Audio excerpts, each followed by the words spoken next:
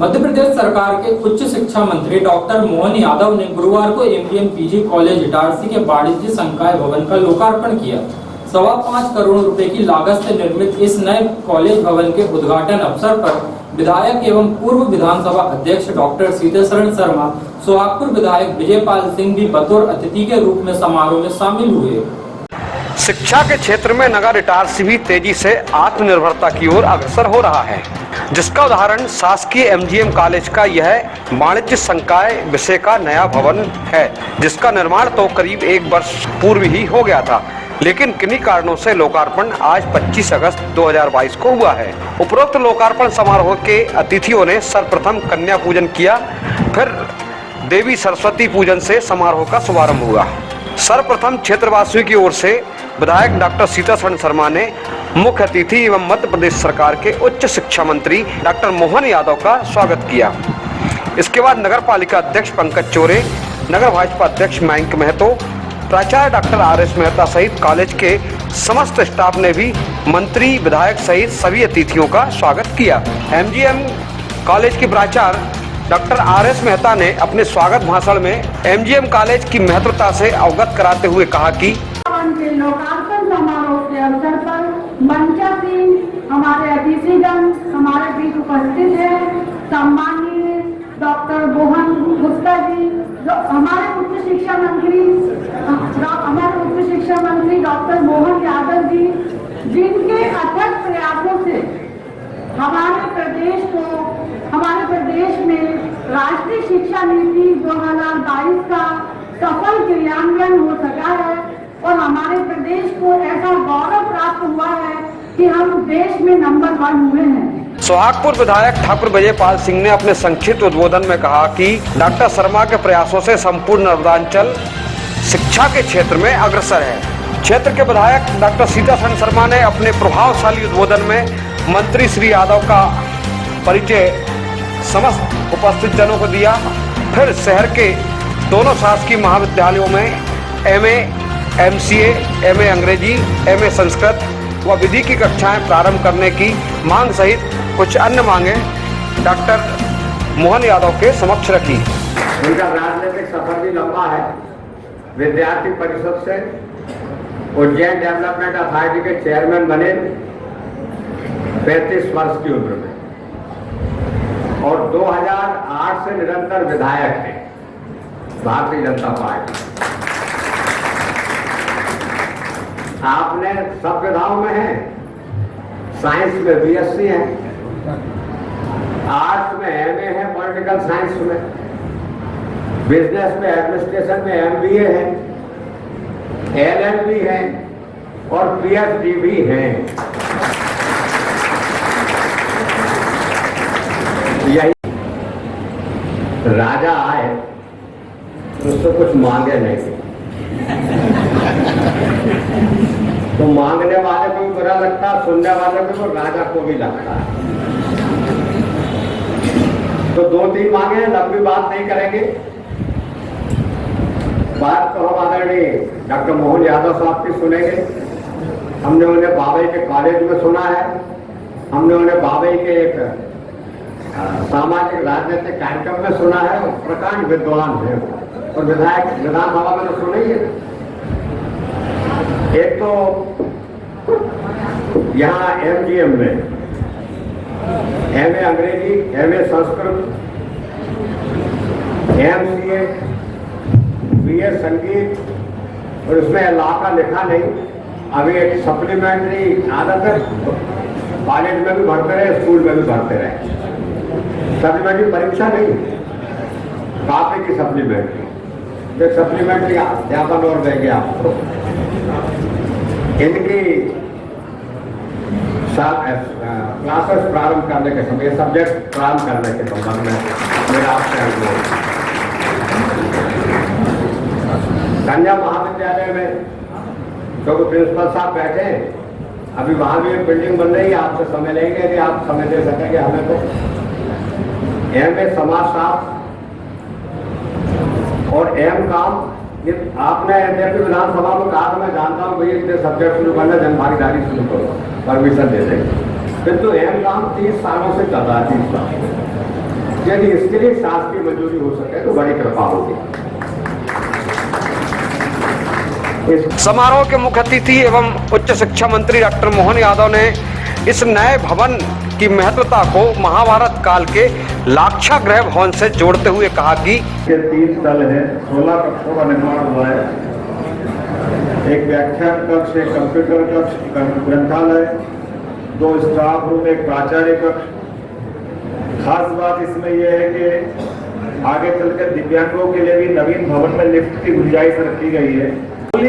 विविध प्रकार के रहन सहन की पद्धतियां और विविध प्रकार का भौगोलिक क्षेत्र, लेकिन अनेकता में एकता भारत की विशेषता, जिस कारण से भारत जाना जाता था, उसको दोबारा स्थापित करने के लिए नई शिक्षा नीति आई है। और मुझे इस बात की प्रसन्नता है, माननीय शर्मा जी ने निर्माण की बात करते करते एक बात जोड़ी है। काल के प्रभाव में निर्माण भवनों के हमारे अलग अलग अच्छे उदाहरण भी सामने है। एक उदाहरण है 5000 साल पहले लाक्षागृह का, कि भवन निर्माण में षड्यंत्रों का हिस्सा कैसे बन सकता है। अगर आप मान के चलो, कल्पना करो कि वो लाक्षागृह में लिया गया षड्यंत्र सफल हो जाता, तो क्या बाद का काल जो हमने पांडवों के रूप में देखा, उसका रूप आता क्या, वो स्वरूप आता क्या, वो दुनिया की भारत में किस ढंग की धारा बनती। एक भवन बनाया था, जिस भवन को देखते देखते एक कटाक्ष किया गया था। मंत्री श्री यादव ने शिक्षा नीति का उदाहरण भी महाभारत काल से ही देते हुए कहा कि एक शिक्षा नीति श्री कृष्ण सुदामा के रूप में सामने आती है, जो अमीरी गरीबी को दूर कर समान शिक्षा का बेहतर उदाहरण प्रस्तुत करती है। तो वहीं द्रोणाचार्य की शिक्षा नीति एकलव्य जैसी योग्यता को नकार देती है, जिसका दुष्परिणाम भी बाद में देखने को मिलता है। अंधे के बेटे, हमको मालूम है कि भवन के अंदर कितने प्रकार के निर्माण में क्या क्या एक और इतिहास जुड़ा हुआ, वो इतिहास हमको गौरवान्वित करने वाला है। और इसीलिए शिक्षा के मंदिर में उसको जरूर उल्लेख करना चाहूंगा। वो इतिहास है भगवान कृष्ण का और सुदामा जी की दोस्ती का। वो काल भी ऐसा था जिस काल में कमोबेश अभी समानता है हमारे सामने, जहां हम गरीब अमीर को एक साथ पढ़ते देखते। वो आचार्य शांतिमणि का आश्रम उज्जैन में दिखाई देता, और उसी काल में द्रोणाचार्य का भी एक आश्रम है जहाँ केवल राजकुमारों को शिक्षा दी जाती। और एकलव्य जैसे सुशिक्षित और एक तरह से समर्पित शिष्य का अंगूठे की बलि भी मई चढ़ती है, जहाँ षड्यंत्र पनपते हैं, जहाँ प्रतिभा को जरूरत से ज्यादा महत्व देकर के कोई और आकांक्षा पलती है। उसका दुष्परिणाम भी भारत में भोगा है कि एकलव्य का अंगूठा नहीं कटा। उसी दिन महाभारत के युद्ध की नींव रख दी गई थी वहां हमारे सबके सामने। वो 5000 साल पहले का एक महायुद्ध, जिसमें हमारी सारी प्रतिभा विविध क्षेत्रों की अलग अलग प्रकार से सबके सब उस मैदान में मारे गए। लेकिन भगवान कृष्ण के मुखारविंद से जो गीता निकली, उस समय की शिक्षा को वापस पुनर्स्थापित करने के लिए कि हमारे चारों वेद, 18 पुराण, सारे उपनिषद, सबका सार निकाल करके अगर मृत्यु लोक में हमारा जन्म होता है तो हमको कर्म के साथ भाग्य जोड़ने की जरूरत है, केवल भाग्य भरोसे रहने की आवश्यकता नहीं। इसके साथ ही विद्वान वक्ता एवं शिक्षा मंत्री श्री यादव ने मुगल काल से लेकर अंग्रेजी शासन तक की शिक्षा नीतियों की आलोचना करते हुए कहा कि इन दोनों के कार्यकाल में देश की शिक्षा और अर्थव्यवस्था दोनों ही धूमिल हुई। उन्होंने वर्तमान केंद्र सरकार की शिक्षा नीति की प्रशंसा की और प्रदेश की शिवराज सिंह सरकार की शिक्षा नीतियों की भी जमकर प्रशंसा की। काल के प्रभाव में हमारी अपने 1000 साल की गुलामी में अलग अलग शासन काल में अलग अलग वंशों ने, अलग अलग देश के लोगों ने हम पे शासन किया, प्रशासन चलाया, और उनने अपनी युक्ति बुद्धि से उस तरीके से हमारी व्यवस्था को ध्वस्त करने का प्रयास किया। यद्यपि कई सारे कारणों से अलग अलग प्रकार से हमने वो कठिन दौर देखा, लेकिन हमारी अपनी मूल धारा को कोई बाधित नहीं कर पाया। लेकिन दुर्भाग्य से 1835 का वो समय आया जब हम उस समय भी हमारी जो साक्षरता थी वो दुनिया में सबसे विलक्षण थी। इस देश के अंदर साक्षरता की, ज्ञान की जो परंपरा भारत की है, यह अक्षुण गंगा की तरह, गंगा माता की धारा की तरह अविरल प्रवाहित होती आई। लेकिन काल के प्रवाह में उसको बाधित करते हुए 1835 में लॉर्ड मैकाले ने जो नई शिक्षा नीति लाए, पहली बार हमने अपने यहाँ अपनी भाषा को, संस्कृत भाषा को, यहाँ की ज्ञान परंपरा को कुंठित होते देखा। पहली बार शिक्षा को रोजगार से जोड़ते हुए एक नई धारा के लोगों को पैदा होते देखा।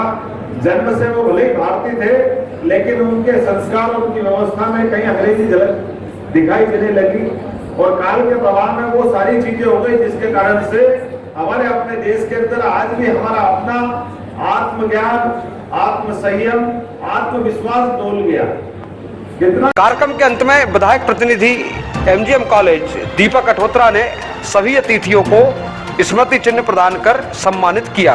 कार्यक्रम का संचालन अभिषेक तिवारी के द्वारा किया गया।